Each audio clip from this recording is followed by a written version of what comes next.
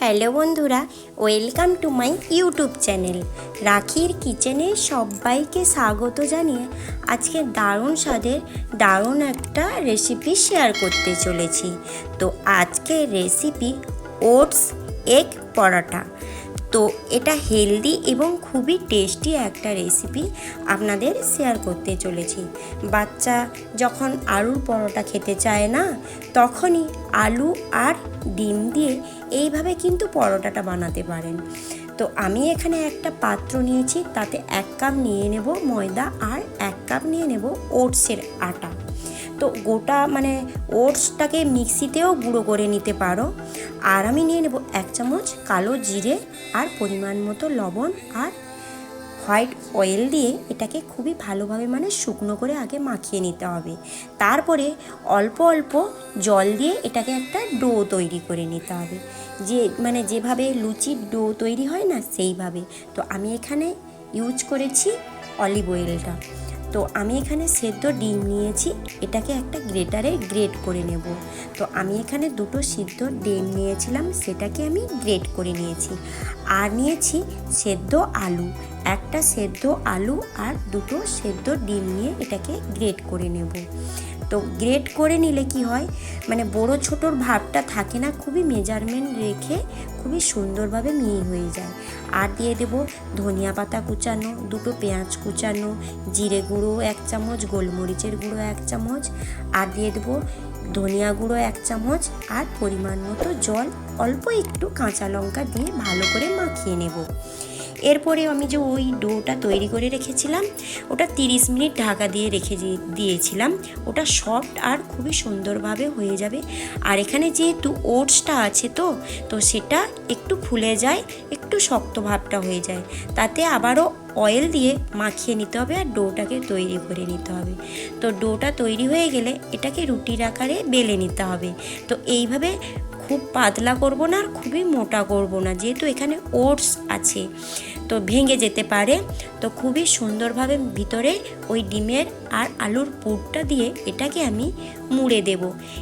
যেভাবে শেপ দিতে পারো, আমি এখানে বিভিন্ন রকমের শেপ দিয়ে আপনাদের দেখিয়ে দিয়েছি। যেহেতু বাচ্চাদের টিফিনে এটা বানাতে পারেন, তো বাচ্চারা খুশি হবে।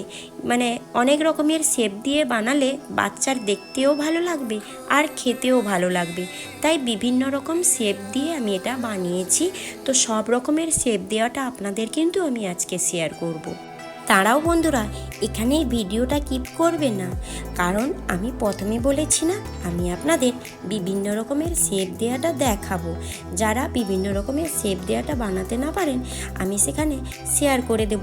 কারণ বাচ্চাদের এইভাবে বিভিন্ন রকমের দেখতে ভালো লাগবে, যাতে বানিয়ে দিলে ওরা খুবই খুশি হবে আর চেটে পুটে খেয়ে নেবে। কিন্তু প্রথমেই বলেছি যে হেলদি আর টেস্টি একটা খাবার ওটস দিয়ে অবশ্যই বানানোর চেষ্টা করবেন, কারণ বাচ্চারাও খাবে আর বড়রাও খাবে। আর ওটস তো শরীরের পক্ষে সবার ভালো।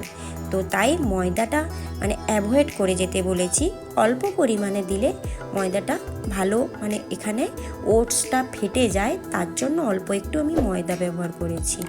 তাই তো আমার রেসিপি যদি ভালো লেগে থাকে বন্ধুরা, প্লিজ প্রথমে একটু ছোট্ট করে লাইক দিয়ে দিবেন। তাই তো তারপরে বলে রাখি, রেসিপিগুলো যদি অবশ্যই খুব ভালো লাগে থাকে, অবশ্যই বানিয়ে এটা আমাকে কমেন্টে জানাবেন কেমন হয়েছিল রেসিপিটা।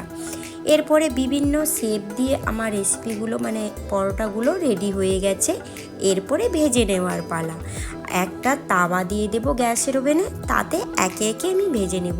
যেহেতু এটা মাঝারি সাইজের এইভাবে বানিয়েছি, একটা তাওয়ায় 3টে একসঙ্গে ভাজা হয়ে যাবে।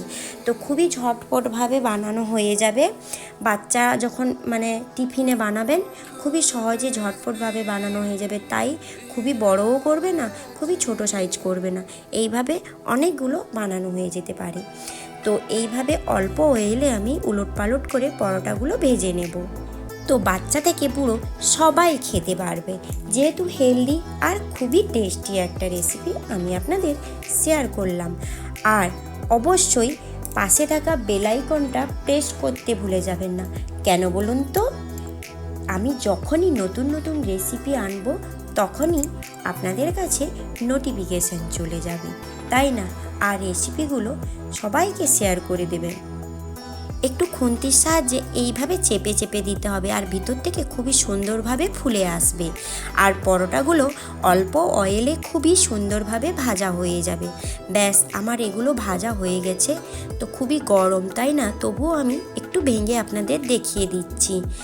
আর ঠান্ডা হয়ে গেলেও খুবই সফট থাকে, যেহেতু এটা ওটস, আর ওটসটাও খুবই সুন্দরভাবে সফট হয়, তাই না? তো এইভাবে রেসিপিটা আপনাদের শেয়ার করলাম। অবশ্যই যদি ভালো লেগে থাকে এই রেসিপিগুলো শেয়ার করবেন আপনারা, আর আমাকে বানিয়ে রেসিপিটা কমেন্টে জানাবেন। আর বাচ্চারা এগুলো প্রায় টমেটো সস, মেয়োনিজ এইগুলো দিয়ে খেতে ভালোবাসে, তাই আজকে এটা দিয়েই আমি বাচ্চাদের শেয়ার করেছি।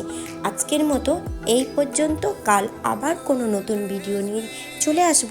ততক্ষণ ভালো থাকুন, সুস্থ থাকুন।